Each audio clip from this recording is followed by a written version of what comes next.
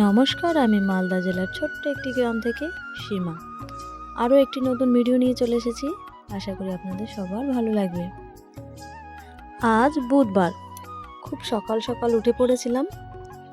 আর সকাল সকাল উঠে পড়ার পরে এই ফুলগুলো আমার চোখে পড়লো। Rain lily.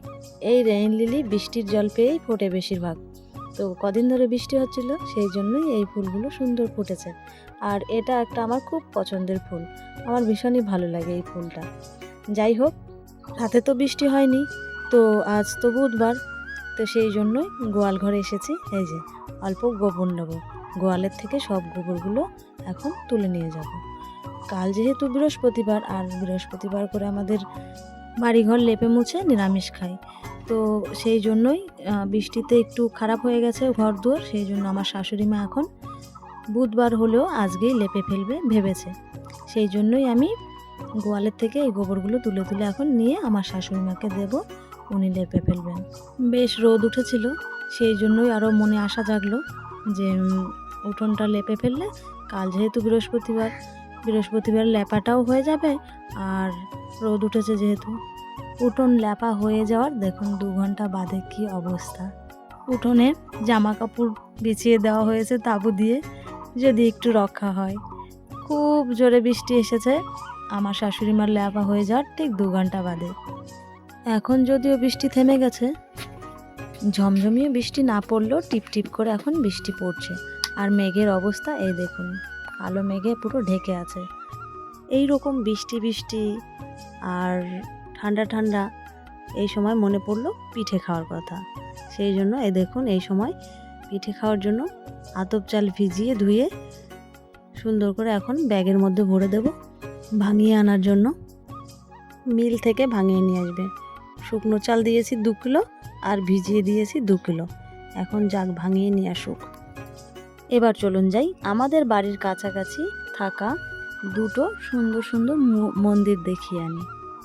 আমাদের বাড়ির থেকে একেবারে কাছে এই মন্দিরটা নয়, আমাদের বাড়ির থেকে 2-3 গ্রাম পরেই এই যে মানিকোড়া এই কালী মন্দির, খুব জাগ্রত একটা মন্দির। কয়েকদিন আগে বিশেষ দরকারে এই জায়গায় এসেছিলাম, সেই সময় একটু ক্যামেরা বন্দি করে নিয়েছিলাম এই মন্দির। দুর্গাপুজোর 15 দিন পরে তো লক্ষ্মী পুজো হয়, লক্ষ্মী পুজোর 15 দিন পরে কালী পুজো হয়। সেই কালী পুজোর সময় এইখানে 1 সপ্তাহব্যাপী পুজো হয়। অনেক বড় কালী মূর্তি এখানে তৈরি করা হয়। আবার পুজোর পরপরেই মাকে আবার বিসর্জন দেওয়া হয়। দেখতেই পাচ্ছেন এখানে কিন্তু কালী মায়ের মূর্তিটা নেই, শুধুমাত্র একটা ছবি আছে। যেহেতু 1 সপ্তাহব্যাপী পুজো হয়, সেই সময়ই তৈরি করা হয়, আবার সেই সময়ই বিসর্জন দেওয়া হয়। এবার চলুন বাইরেটা একটু ঘুরে দেখি কালী মন্দিরের চারপাশটা।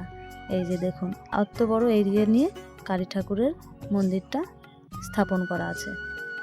আবার দেখুন পাশে ওপরে শ্রী রামকৃষ্ণদেব আর সারদা মায়ের ছবিও দেওয়া আছে। এনারা তো পরম ভক্ত ছিলেন, রামকৃষ্ণদেব আর সারদা মা কালী মায়ের, সেই জন্যই ওনাদের ছবি দেওয়া আছে। আর চলুন এবার আর একটা মন্দির দেখাবো। মানিকোড়া থেকে বাড়ি ফেরার পথে আবারও এই মন্দিরটা চোখে পড়ল। অবশ্য যাওয়ার পথেও এই মন্দিরটা চোখে পড়েছিল, সেই জন্যই এখন আবার ক্যামেরা বন্দি করে নেওয়ার জন্য তৈরি হয়ে পড়েছে। এই মন্দিরটা কি মন্দির আমার ঠিকঠাক জানা নেই, সম্ভবত এটা হনুমানজির মন্দির। এই মন্দিরের ভিডিওটা গাড়িতে বসেই তুলেছি, যেতে যেতে যতটা পেরেছি ততটাই তুলেছি। এই মন্দিরটাও বেশ সুন্দর না দেখতে, আমার কাছে তো বেশ ভালো লাগলো। যাই হোক, একেবারে ভিডিও শেষে চলে এসেছি। ভালো লাগলে একটা লাইক করে দেবে।